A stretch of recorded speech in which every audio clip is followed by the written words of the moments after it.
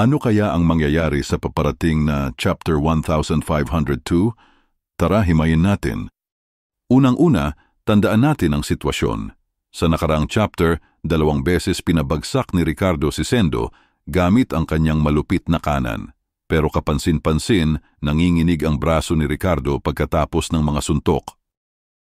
Sa chapter 1501 naman, kahit halatang pagod at sugatan na, agad na tumayo si Sendo sa 3 bilang. Sumugod pa rin siya, dala ng pangarap na maibigay ang championship belt sa kanyang lola. Ngunit dito, nakatanggap siya ng kaliwang jab na halos tuluyan ng nagpahina sa kanyang mga tuhod. Sa puntong ito, ramdam ng lahat ng nasa ringside ang tensyon, lalo na nang sumigaw pa si Takamura ng pangalan ni Sendo, isang bagay na bihira niyang gawin.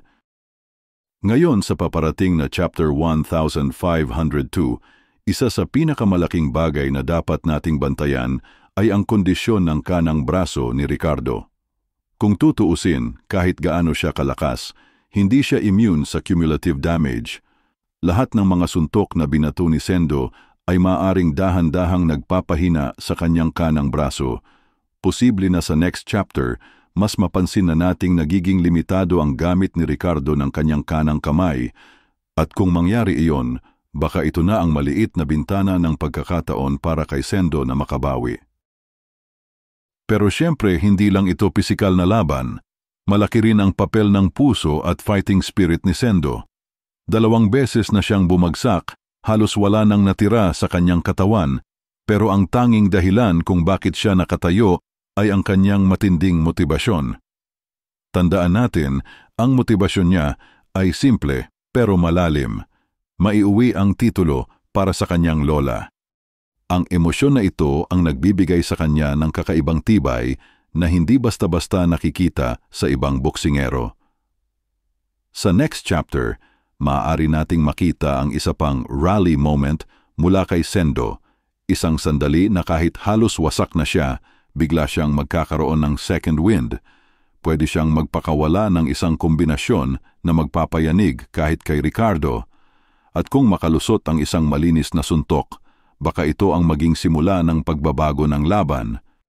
Ngayon, may ilang posibleng direksyon ang pwedeng tahakin ng chapter, momentum shift. Kung mas lumala ang braso ni Ricardo, maaaring makapagsimula ng comeback si Sendo. Isang matinding suntok o knockdown ang posibleng mangyari. Ricardo resets, pero huwag nating kalimutan si Ricardo ay isang world champion. Kahit mahina ang kanang kamay niya, kaya niyang mag-adjust at gamitin ang kaliwang jab niya para kontrolin ang laban. Kung magpatuloy ito, delikado talaga si Sendo.